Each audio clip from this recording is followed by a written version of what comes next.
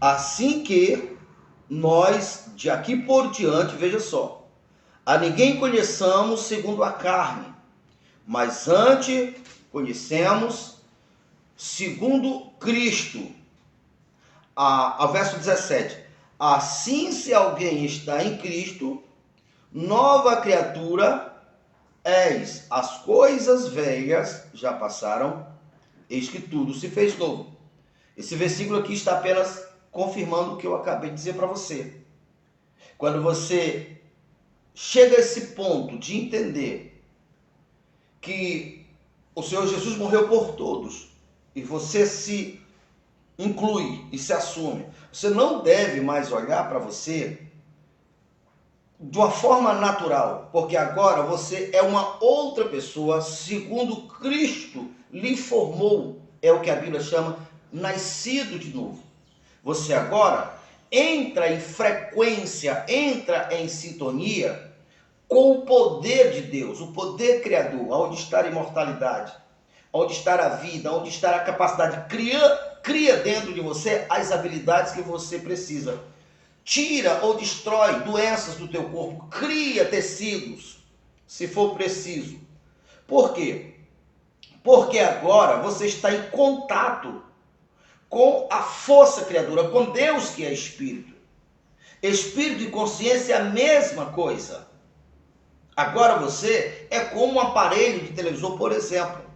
Você é apenas um instrumento que reflete o sinal de Deus, que reflete quem Deus é. Você pega um aparelho de telefone, por exemplo, você tira uma foto, envia para o Japão, em questão de segundo, essa foto chega lá. Com isto está revelando que o universo, a separação está relacionada ao campo natural, mas no mundo espiritual não há separação. Então você se aceitou agora que você é um ser ressurreto, você está unificado com Deus. É aí que Deus é onisciente, onipresente, está em todos os lugares. Então você está apenas refletindo quem Deus é, porque Ele está em todo o universo, você está na mesma frequência. Você aceitou, mas tem muito mais revelações para nós. Vamos continuar. A partir do verso 18. Ora, tudo provém de Deus, preste atenção, que nos reconciliou consigo mesmo por intermédio de Cristo e nos deu o ministério da reconciliação. Veja só, aqui está Cristo. Entre Deus e Cristo, por causa do pecado, houve a separação. Por isso que ele morreu. Ele morreu, com a morte seria nossa. O castigo que era nosso caiu sobre ele.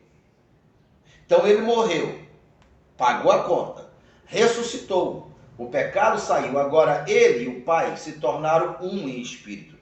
Esse ele e o Pai agora é você. Por quê? Você agora está em Cristo. Deus esteve no Pai. O Espírito no elemento, no ser criado, que foi Jesus. Agora, o mesmo Espírito que habitou em Jesus é o mesmo Espírito que habitará em você. Não sabeis que os vossos corpos são templo e morada do Espírito Santo, Deus, que é Espírito. Então você foi reconciliado.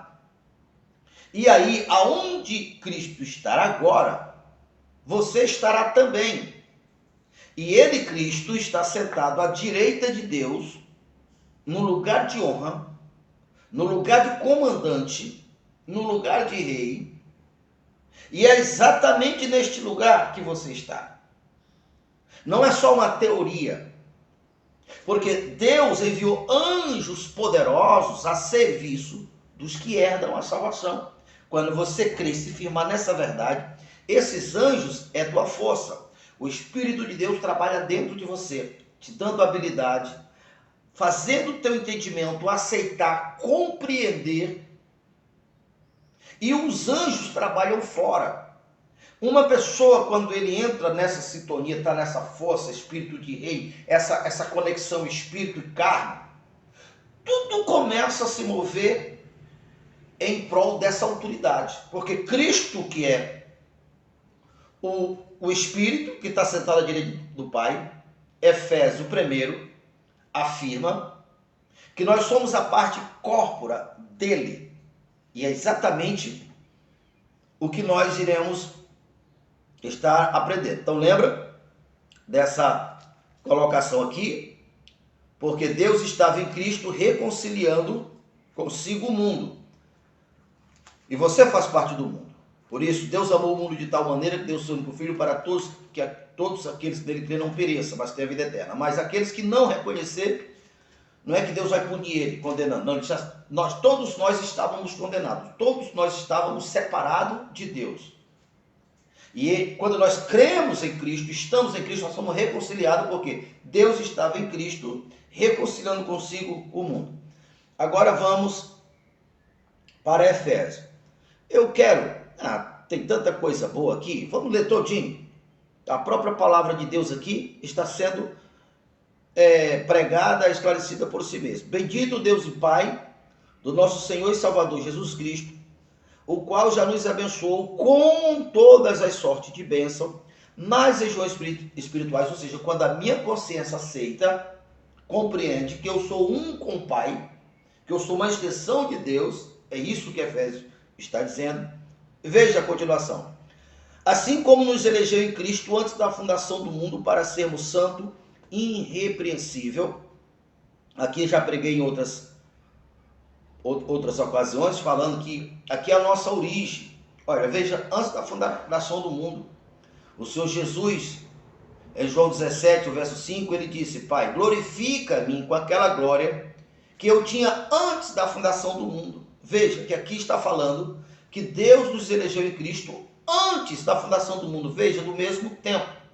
Então, quando Jesus orou para que Deus devolvesse para ele aquela glória que ele, Jesus, tinha antes da fundação do mundo, aí se entende com mais clareza lendo Hebreus 1, porque Hebreus 1 é onde fala que pelo fato do Senhor Jesus ter sido feito um pouco menor do que os homens, por causa da sua natureza humana, ele recebeu carne e sangue, se materializou, e como matéria ele se tornou um ser limitado, um ser humano. Não, nesse ponto, ele, Jesus, foi feito um pouco menor do que os anjos.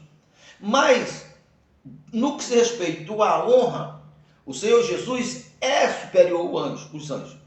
Então, quando nós entendemos quem nós somos em Cristo, nós estamos naquela honra, naquela glória que Jesus está orando para ter, além do corpo natural. Lembra que nós lemos, a partir do momento que uma pessoa que está em Cristo, ela não deve se avaliar como um ser natural. Ele não é mais natural.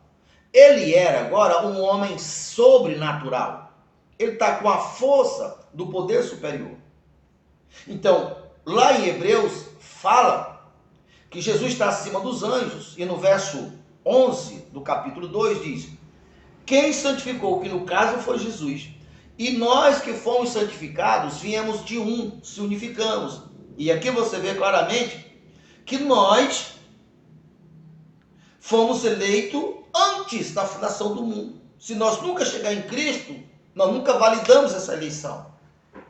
Mas no momento que nós estamos em Cristo, essa eleição é validada.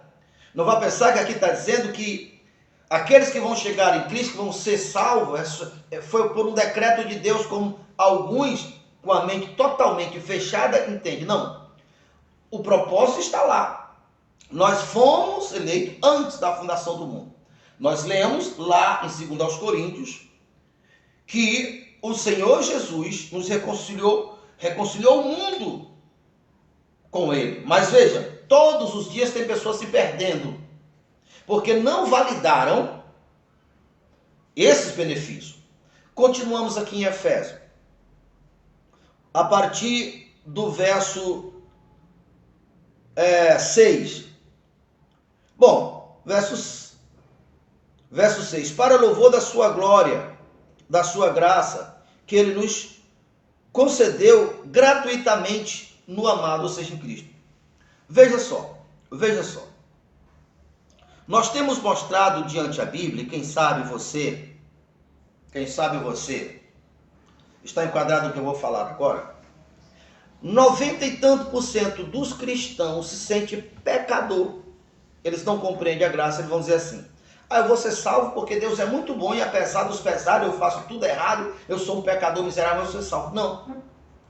Deus nos elegeu em Cristo para sermos santo e irrepreensível. Deus jamais iria pedir uma coisa, ordenar algo além da nossa capacidade. Seria uma crueldade, uma perversidade.